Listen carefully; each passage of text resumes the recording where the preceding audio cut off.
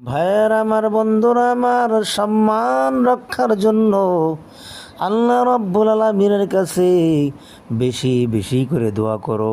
তাহলে আল্লাহ রব্বুল আলামিন সম্মান দেওয়ার মালিক, সম্মান নেওয়ার মালিক, সম্মান ইজ্জত আল্লাহ পাক বৃদ্ধি করার মালিক আল্লাহ, সম্মানকে নিচু করে দেওয়ার মালিক আল্লাহ।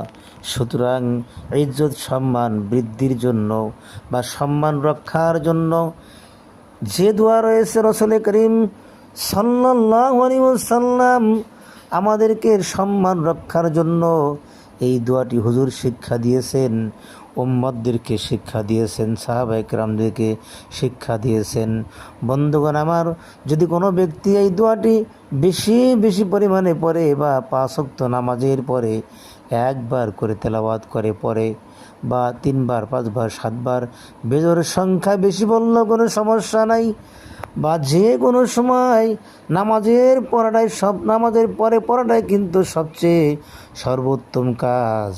যেহেতু ফরজ নামাজের পরে দোয়া কবুল হয়, রাসূল করিম সাল্লাল্লাহু আলাইহি ওয়াসাল্লাম বলেছেন, তোমরা ফরজ নামাজের পরে বিভিন্ন মাসনুন দোয়া পড়ে দোয়া করো আল্লাহর কাছে, আল্লাহ রব্বুল আলামিন তোমাদের দোয়া কবুল করবেন।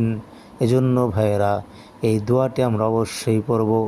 আল্লাহুম্মা ইন্নী আউযু বিকা মিনাল ফাকরি ওয়াল কিল্লাতি ওয়াল জিল্লাতি ওয়া আউযু বিকা মিন আন আযলিম আও উযলিম। এই দোয়াটি কোনো ব্যক্তি যদি 5 ওয়াক্ত নামাজের পরে পড়তে পারে, কন্টিনিউ পরে আমল চালিয়ে যায়, আল্লাহ রব্বুল আলামিন ওই মানুষটিকে সারা পৃথিবীতে সর্বত্র সম্মানের পাত্র আল্লাহ বানিয়ে দেবেন। এমনকি ওই মানুষটাকে আল্লাহ পাক সম্মানে উচ্চ আসনে আল্লাহ পাক বসিয়ে দেবেন।